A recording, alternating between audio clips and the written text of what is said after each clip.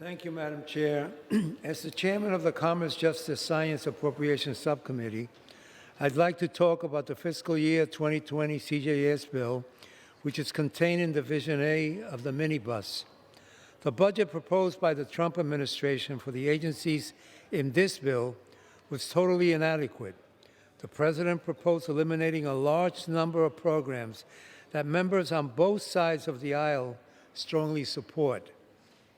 Thankfully, with an allocation of $73.895 billion, this subcommittee was able to address these problems and to invest in the future of our nation.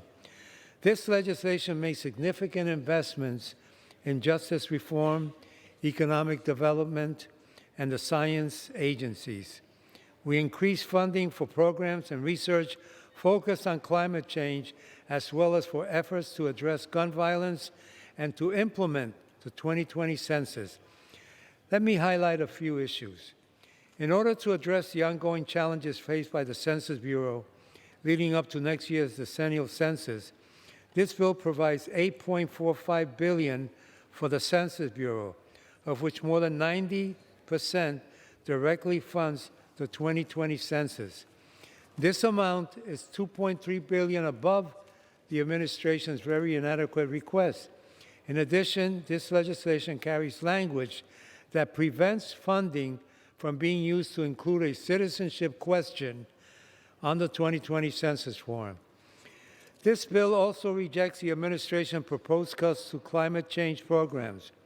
We provide over $2 billion for NASA, Earth Science, a significant increase over fiscal year 2019, as well as a 17% increase for NOAA climate change research activities. Significant increases are also included for NOAA programs that address the impacts of climate change.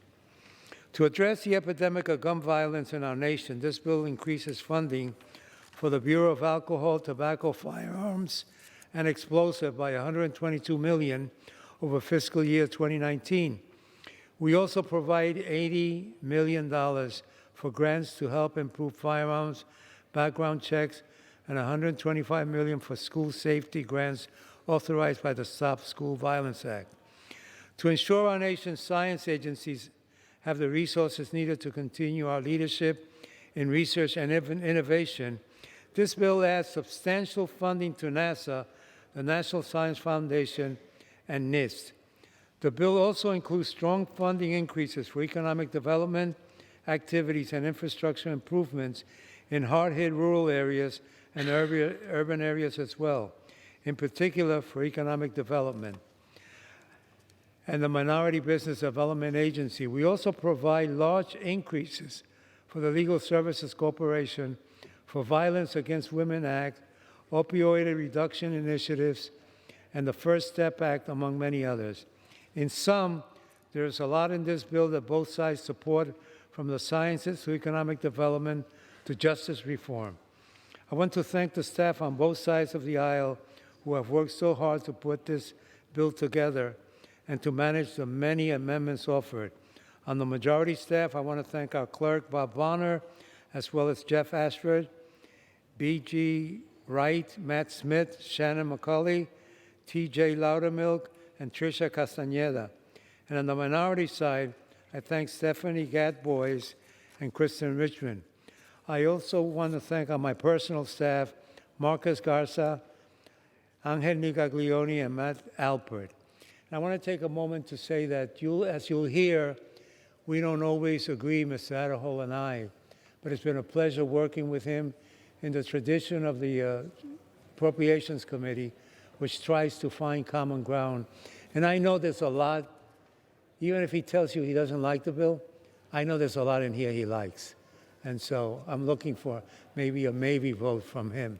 And I also want to thank my chairwoman and Mrs. Granger. It's been said before, but it hasn't been said by me.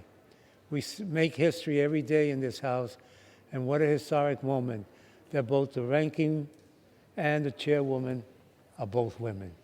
And that's the first time in history. And so I think this is a good bill that invests in the people and priorities of this nation. I urge all my colleagues to support it.